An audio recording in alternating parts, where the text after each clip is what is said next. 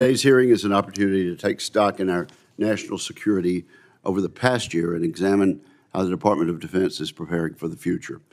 Unfortunately, the security environment, as we all know, has deteriorated significantly since we last had this hearing. Armed conflict is ongoing in multiple continents. Regional instability threatens peace and prosperity and freedom around the world, and several malign nations are forming a new axis of evil. We're approaching a window of maximum danger. Despite this, our government is failing to modernize our defense capabilities and to provide sufficient resources to fund our national defense strategy. Xi Jinping will continue China's historic military modernization with another 7.2% defense budget increase this year. China's military production rates, advanced training improvements, and innovation strategies are troubling and they're stunning. In addition to Xi's designs on Taiwan, there's a very real prospect of Chinese action against our Filipino treaty allies in the South China Sea. Both will test American resolve. Outgunned and outmanned, the brave defenders in Ukraine have exceeded expectations in holding the line against the Russian dictator Putin's army. If Congress passes a supplemental, we can help Ukraine win. But to make that happen, the Biden administration will need to articulate a real plan for provisioning and training Ukrainian forces at scale once Congress passes the supplemental appropriation bill. And I share the chair's comments about the decision that the House of Representatives, led by the Speaker, will have to make this week. This is an occasion that history will look back on. This is a time for statesmanship and bipartisanship. And I certainly share the chair's hope that this supplemental will be enacted and signed into law very, very soon. I'm disappointed in the drip, drip, drip approach to military aid that has characterized this administration's policy thus far. As to General Brown, I would appreciate your comments on the situation in Ukraine and whether a more timely, aggressive posture toward training and equipping the Ukrainians is called for after the hopeful passage of the supplemental. U.S. strikes in Iraq and Syria lead to a temporary pause by Iran-backed terrorist groups. But those attacks have restarted. By contrast, we've still not figured out how to compel the Houthis to stop attacking maritime trade.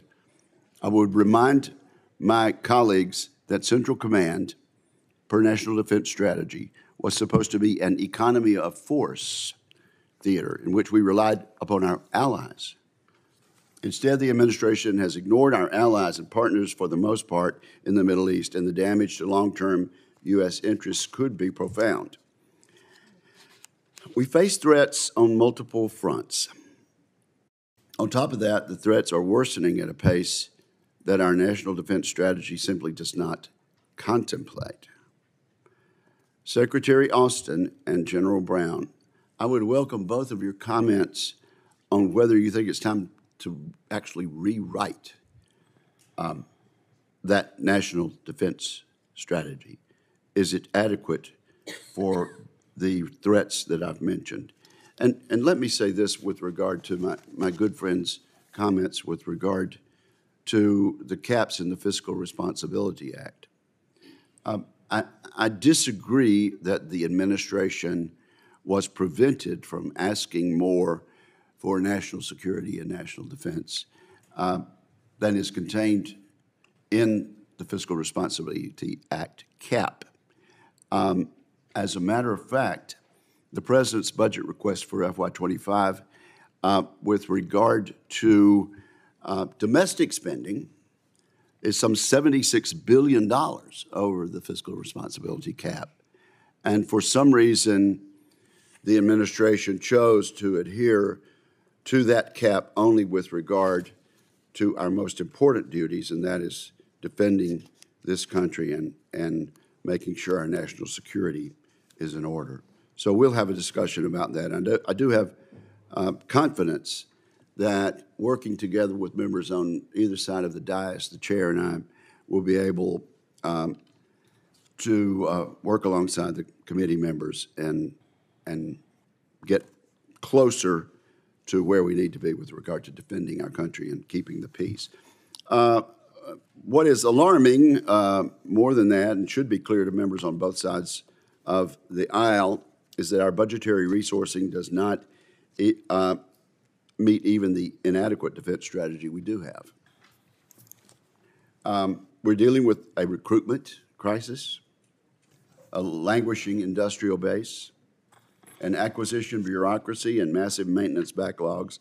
We need to invest more, and we need to invest more wisely.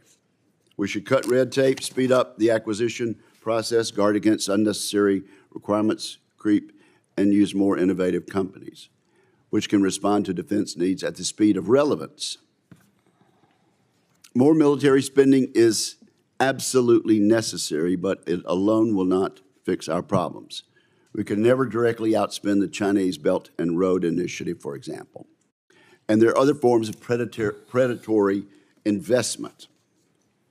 However, we have the deepest and broadest capital markets in the world.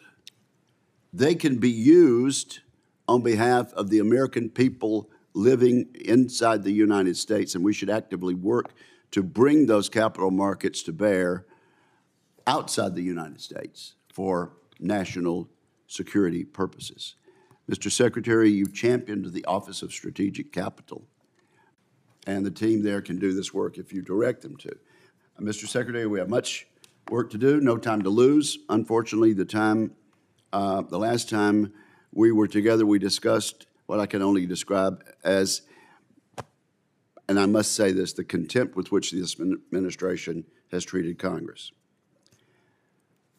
When we pass a law and the President signs it into law, that is the law of the land, and we would appreciate it being adhered to by the administration. Your responsiveness to many of my simple inquiries, Mr. Secretary, has been lacking, to say the least. To take but two examples, you failed to follow the law and canceled the sea-launched cruise missile again. We'll, of course, have to revisit that in the NDAA. And you have decided not to implement my provision from the Merit Act, again, which has been enacted by both houses and signed by the President. Your department has also failed to act on simple provisions of the law which would help repair the relationship between you and the elected representatives of the public in Congress. I hope we can fix these issues this year. Thank you, Senator Reid. Thank you very much, Senator Wicker. And